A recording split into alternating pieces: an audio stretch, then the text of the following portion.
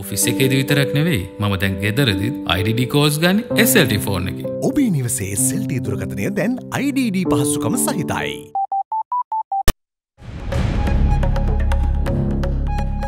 Good evening. Tonight, caught red-handed.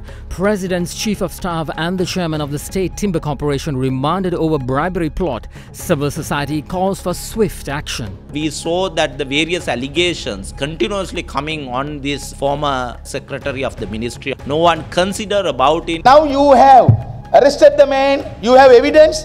Within shorter period, you have to conclude this case. Price of sustenance.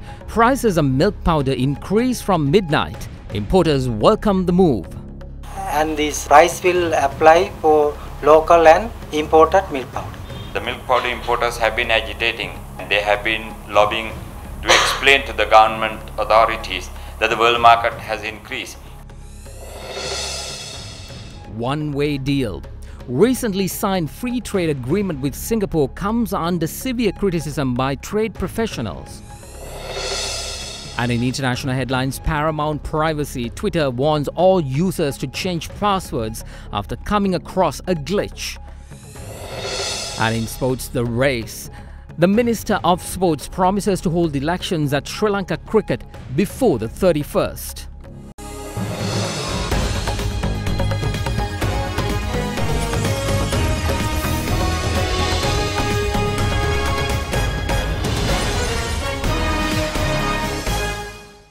It's 9 o'clock on the dot. This is First at 9 on Other Derana 24/7, Sri Lanka's news channel. Hello everyone, I'm Mahesh Johnny. Prices of milk is going up once again. We'll have a look as to what's the rationale for this move. That's coming up later on in the show. But first, we begin with the latest on the bribery scandal.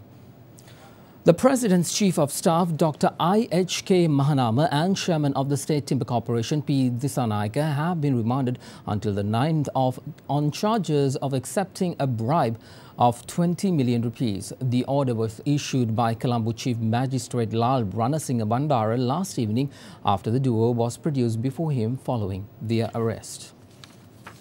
President's Chief of Staff Dr. I.H.K. Mahanama and Chairman of the State Timber Corporation P. Dissanayake have insisted a bribe of 540 million rupees from an Indian businessman interested in acquiring buildings and machinery of an investment project related to the Kantale sugar plant. The request had been made when the President's Chief of Staff was acting as the Secretary to the Ministry of Lands.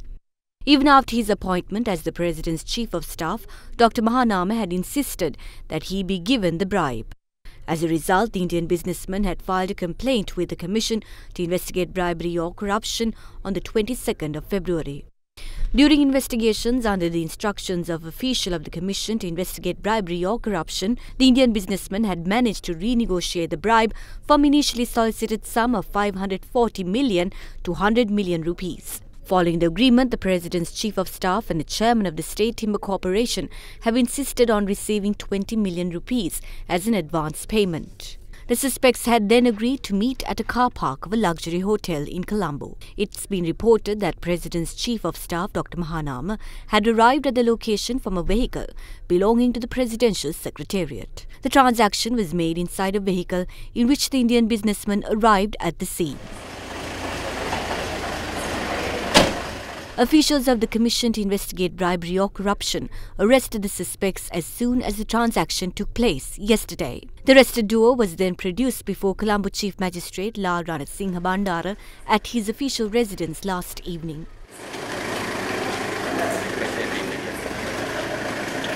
Producing the suspects before the Chief Magistrate, officers of the Bribery Commission stated that as investigations are underway, releasing the suspects on bail would obstruct the investigation and therefore requested that they be placed in remand custody. The Chief Magistrate ordered the two suspects be remanded until the 9th of May and also called for a report on the progress of the investigations on due date.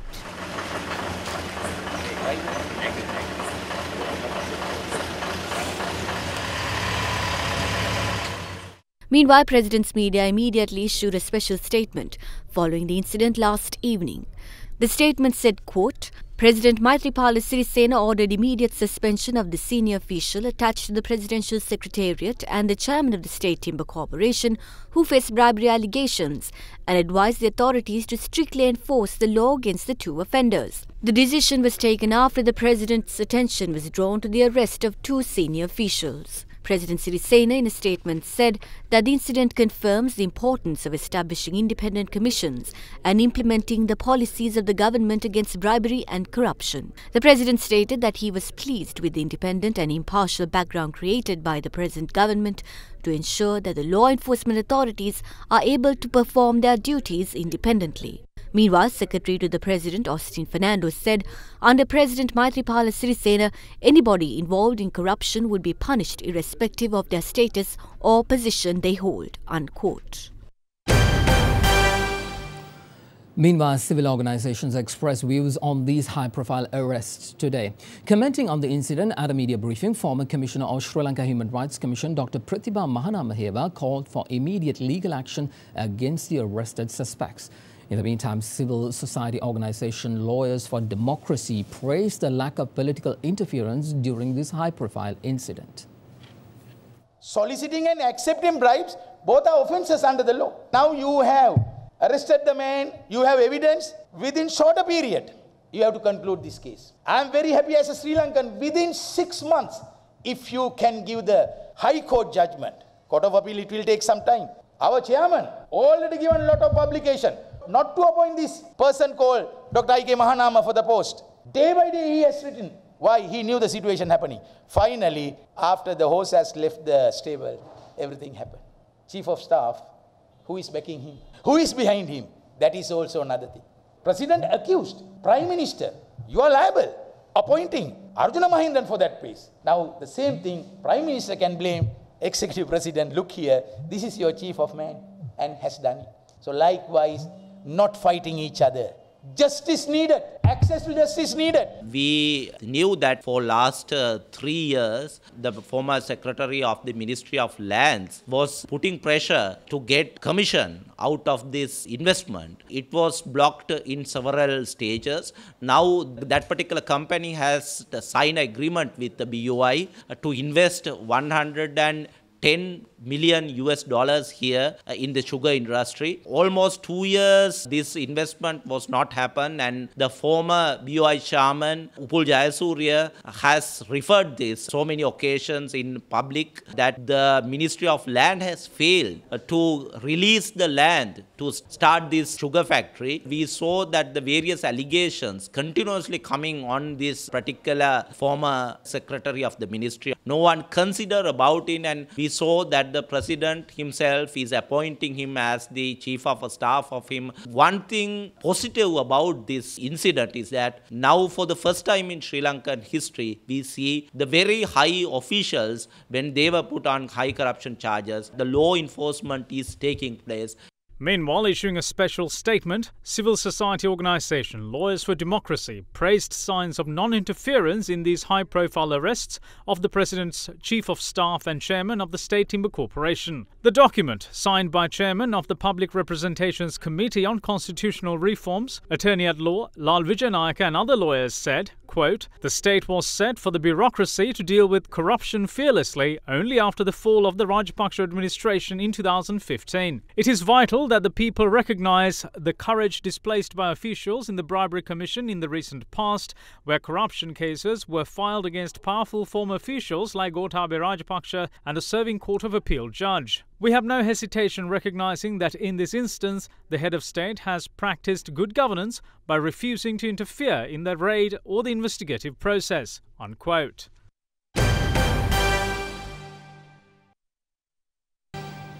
Meanwhile, today's focus in the political arena was mainly on the high-profile arrests made last evening.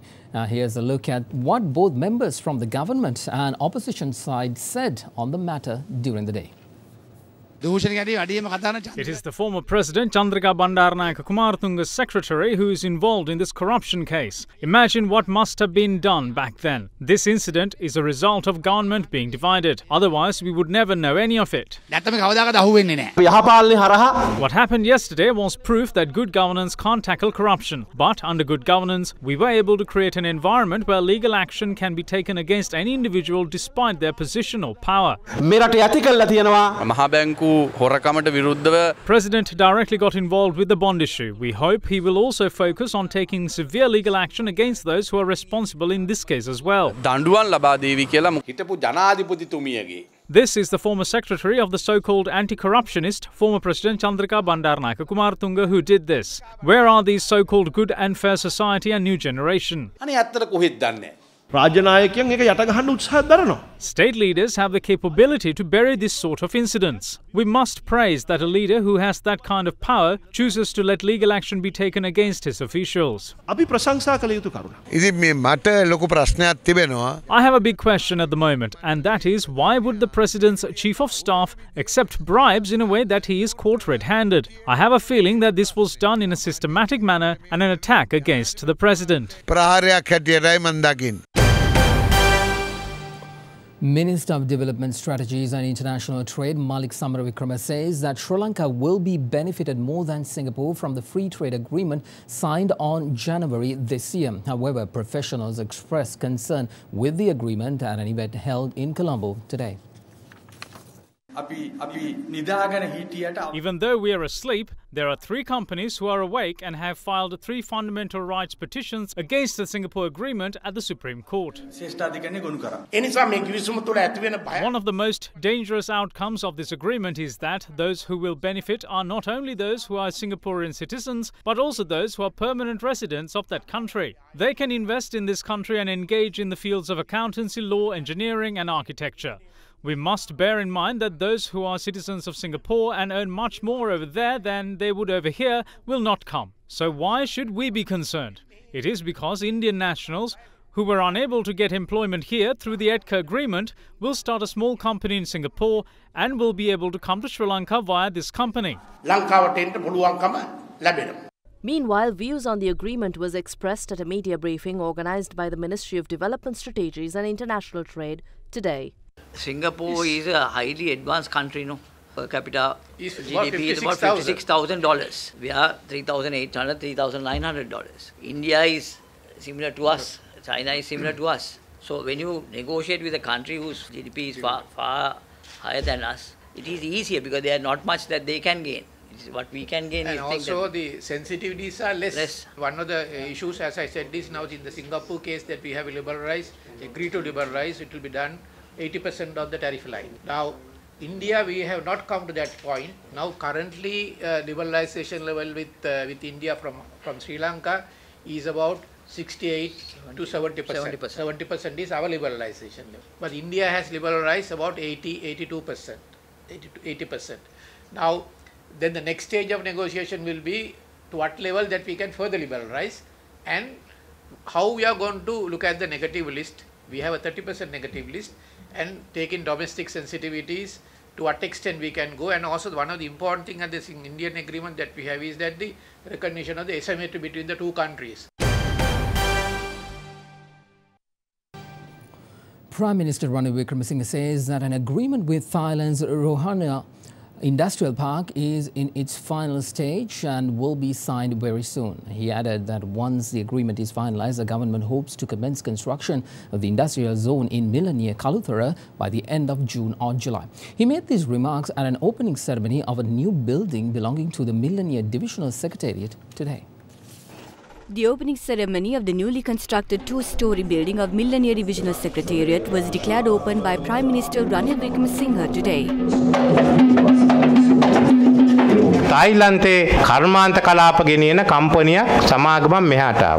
A company which was part of the construction of an industrial zone in Thailand came to Sri Lanka.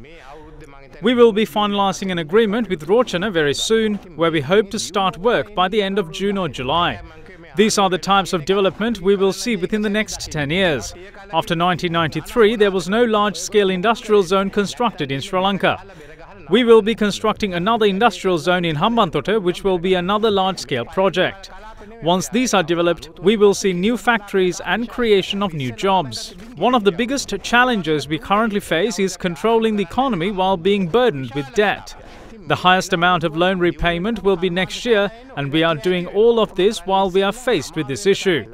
But we must first commence what we have begun. This is how we will move forward.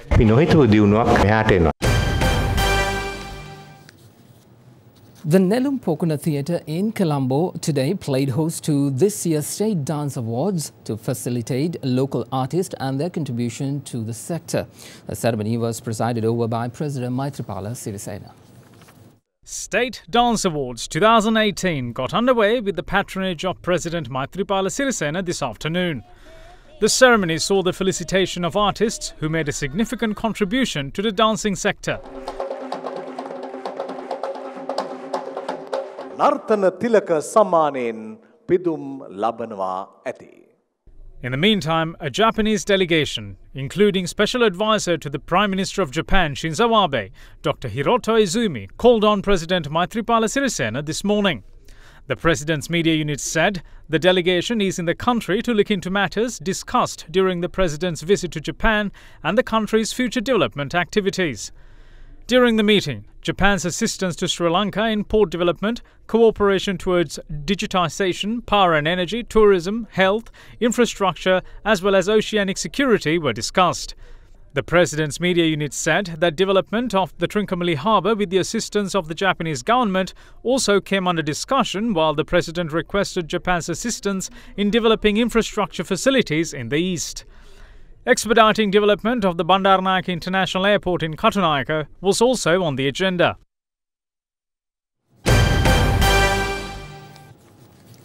Newly appointed Minister of Sustainable Development, Wildlife and Regional Development, Field Marshal Sarath Fonseca today expressed his readiness to put a stop to liquor being taken inside the Yala National Park. Addressing a media briefing at the ministry this morning, he said that he will make the move if the need arises.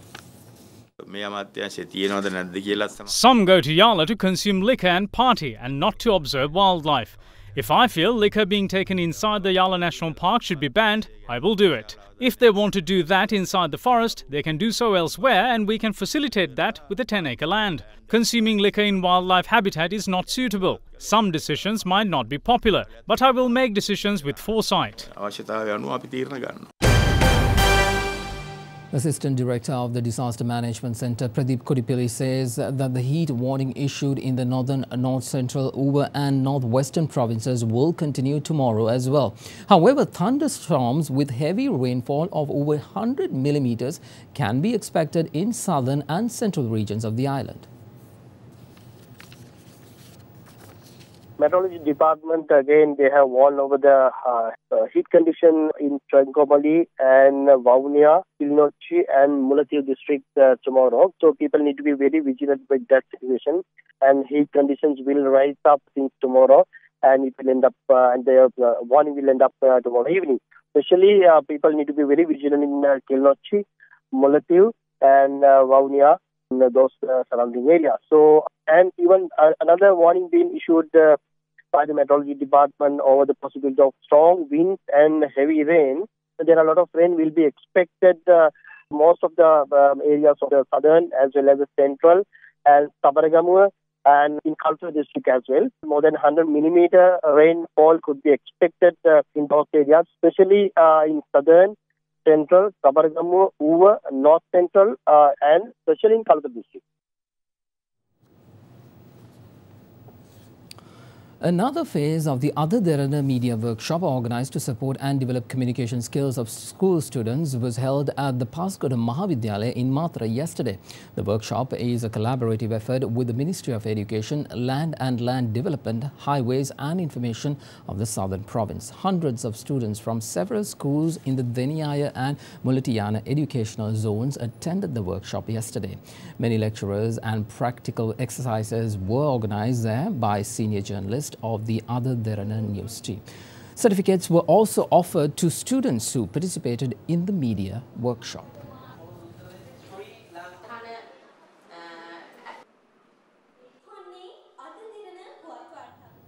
Well, with that, let's take a look at other stories making news across Sri Lanka. Trade union action launched by the staff at the Tangol-based hospital is severely inconveniencing patients. At the heart of the move is the transfer of a member of junior staff at the hospital. 4 Indian nationals who smuggled over 10 million rupees worth of gold biscuits to Sri Lanka was apprehended by officers of the Police Narcotics Bureau. A pandal which used puppets instead of artwork, which was 8 months in making, has gone on display in the area of Karangoda in Ratnapura. The total investment in the pandal is 3 million rupees. A joint operation conducted by the Excise Department and the Police Special Task Force of Galle led to the raid of an illegal distillery within the Kodigala Mountain Reserve in the area of Urgala in Galle. It was launched following a public tip-off. You are watching Sri Lanka's award-winning news channel, Other Derana 24/7.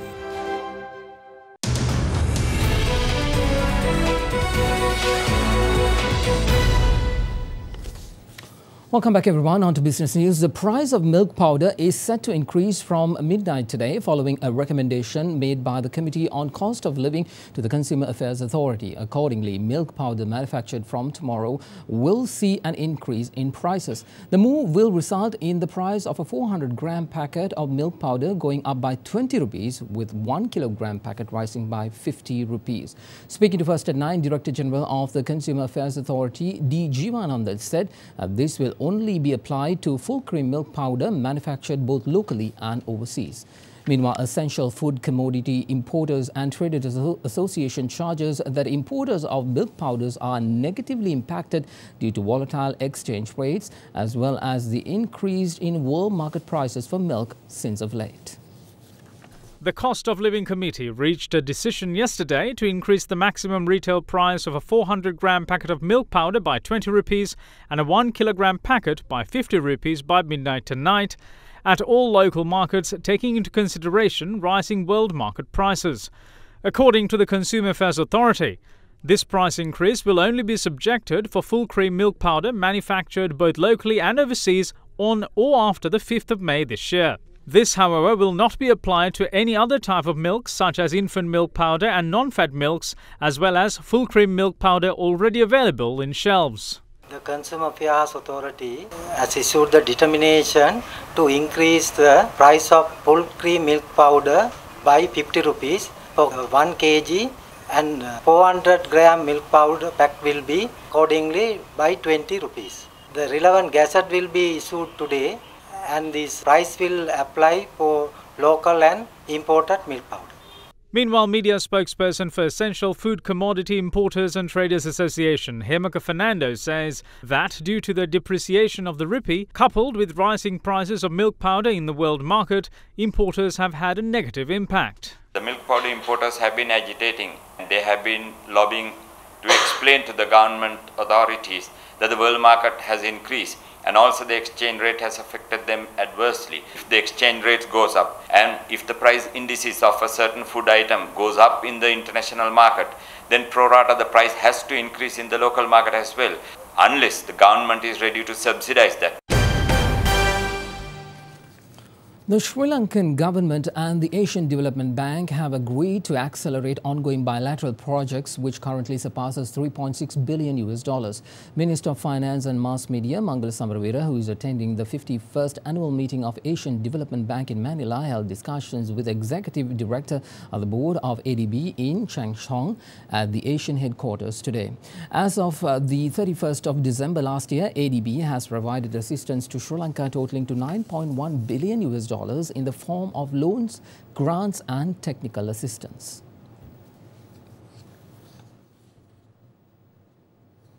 World oil prices were little changed today after rising earlier as market jitters kicked in over the prospect of geopolitical risks from possible new UN sanctions against Iran. US West Texas Intermediate crude futures were trading 15 cents lower at $68.28 per barrel. WTI is set for a gain of 0.3% for the week. Brent crude oil futures were at $73.37 per barrel, down 25 cents from their last close after touching an intraday high of $73.80 per barrel in early morning trading. Brent futures were for July delivery are set for a weekly drop of 0.5%. According to analysts, the market may retest a price support level at $72.39 per barrel after peaking around a resistance at $75.45.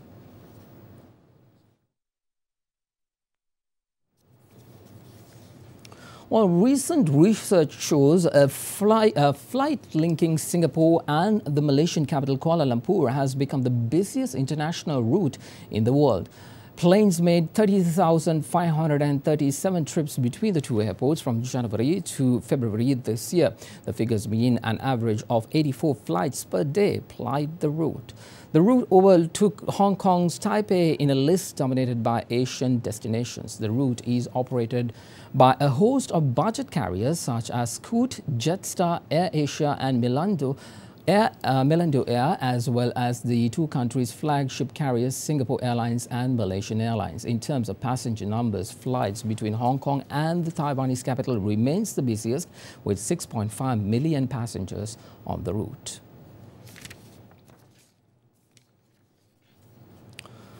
Let's take you to the stock market now. Colombo stocks ended at a nearly 3-week low today, led by large cap shares in a light trading session. The ASPI fell 17.14 index points and the S&P SL20 closed 8.92 index points lower.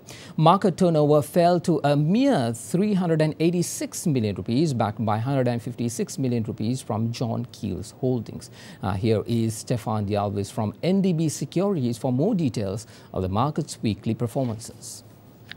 Banks, finance and insurance sector recorded the highest sector turnover during the week, whilst the second highest was seen in the diversified sector. Furthermore, foreigners remained active, closing as net buyers for the week, where foreign purchases accounted for 39% of the total weekly turnover. A net foreign inflow of nearly 351 million rupees was recorded for the week. Out of the weekly turnover, block trades accounted nearly 23%, which was a lower proportion than last week.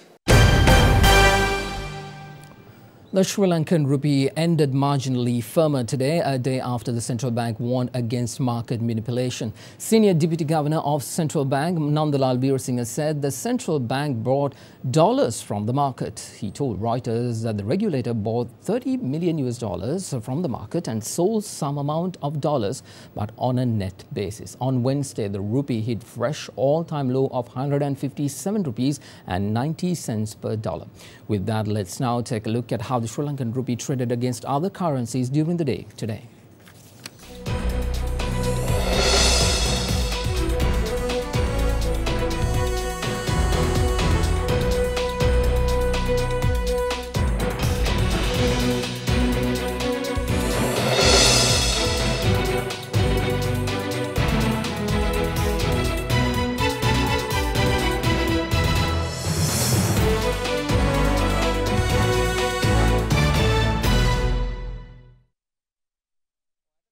You are watching Sri Lanka's #1 news channel, Other Derana 24/7.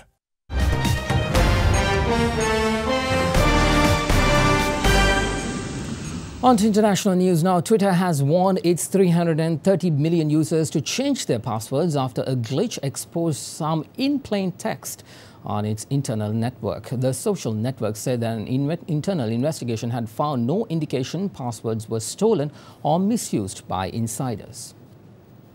Twitter urged its more than 330 million users to change their passwords yesterday after a glitch caused some to be stored in readable text on its internal computer system rather than disguised by a process known as hashing. The social network disclosed the issue in a blog post and series of tweets, saying it had resolved the problem and an internal investigation had found no indication passwords were stolen or misused by insiders. Still, it urged all users to consider changing their passwords. Twitter said in a tweet that they fixed the bug and have no indication of a breach or misuse by anyone. It also urged users to consider changing the password on all services where they have used the password. The blog did not say how many passwords were affected, but it is understood the number was substantial and that they were exposed for several months. It is reported that Twitter discovered the bug a few weeks ago and has reported it to some regulators.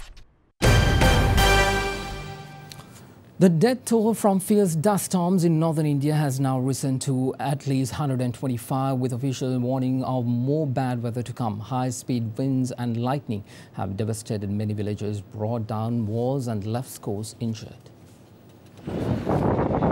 Fierce dust storms swept across northern India's Uttar Pradesh and Rajasthan on Wednesday, leaving death and destruction behind. The death toll from the storm stood at just under 100 yesterday, with the figure shooting up to at least 125 today, with officials warning of more bad weather to come. Heavy rain and high winds knocked down electricity poles and trees, blocked roads and disrupted power supplies in the worst affected areas, and even walls of some houses crumbled down to dust. Many of the dead were sleeping when their houses collapsed after being struck by intense bursts of lightning. Dust storms are common in this part of India during summer, but loss of life on this scale is unusual. Officials say the death toll could rise over the coming days.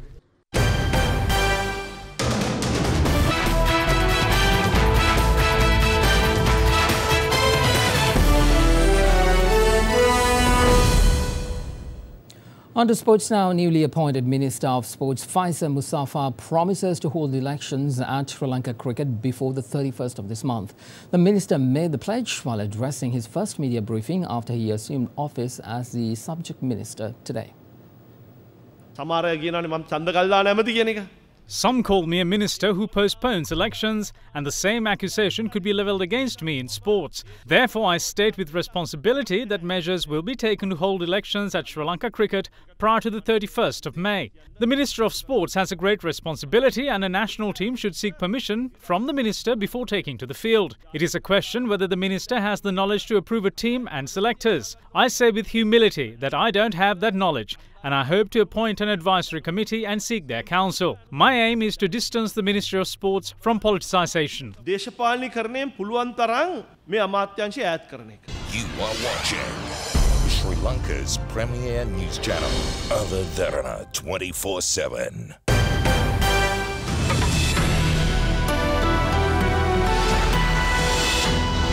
A very good evening and welcome to Forecast First. Now, temperatures will range between 20 and 32 degrees Celsius over the course of the day, with a low pressure zone expected in the vicinity of Sri Lanka. Now, there will be a low atmospheric disturbance expected in the central, western as well as in the southern region of the island, and will gradually move inwards over the next 24 hours. Now, this means some thunder showers or wet weather is forecast for most of the northern region of the island, particularly in Jaffna, Trincomalee, Mullaitivu as well as in Mannar areas over the course of the day. However, moving downwards, we can expect some wet weather in the cities of Colombo, Galle and Kandy in the next 24 hours. That is it from your weather centre tonight. Up next is your City by City forecast.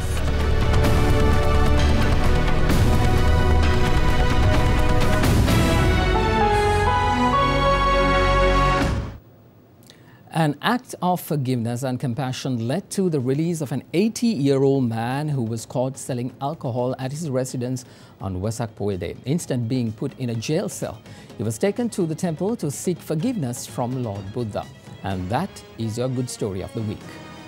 On Wesak Poya Day, Paduka police received information of an individual who was selling liquor at his residence in the area of Uggala in Paduka. It was following this tip-off a police unit was dispatched to carry out a raid where they discovered 17 bottles of liquor sold by an 80-year-old man.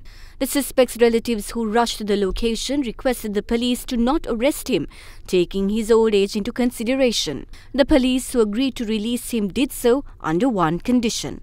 Paduka police took the suspect to Murugahatana temple so he could pay homage to Lord Buddha and make a vow refraining from engaging in such illegal activities ever again.